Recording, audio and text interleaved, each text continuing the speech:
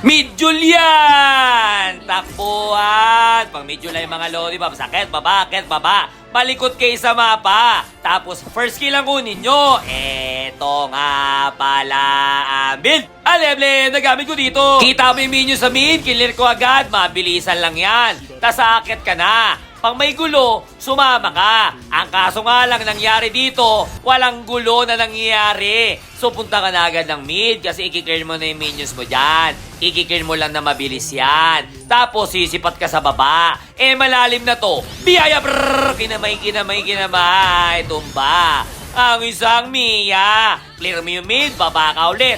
Brrrr, kinamay. Nawala ang Mia. Nag-ulti ya. Pero syempre, dito ka lang, wag kang aalis. May kasama kang carry. Wala nang ulti ang Mia. Amatera, tiramisu, aray ko po. Sa turtle, hindi na kami kumontes kasi wala kaming front. Mahirapan kami. Tas ngayon, click yung mid, baba na naman. Dadaan dito to. Abang ka sa bus kasi may padating na. Biyaya, brrrr! Kinamay.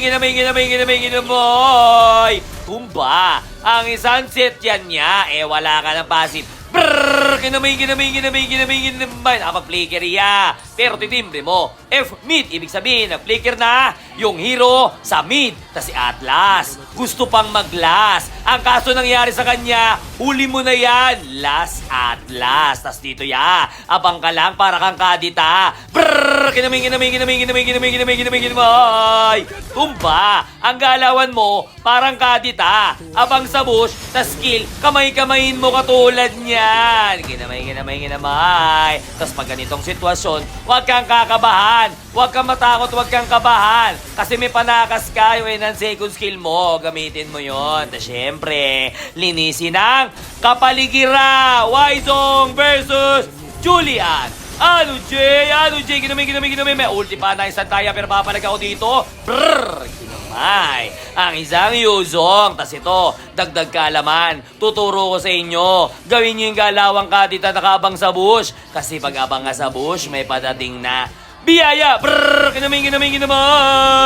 Umba.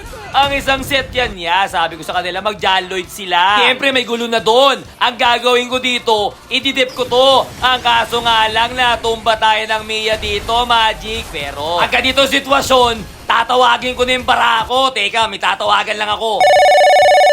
Kaya pag ganito sitwasyon, kailangan mo ng tulong, tatawagan mo si Silong.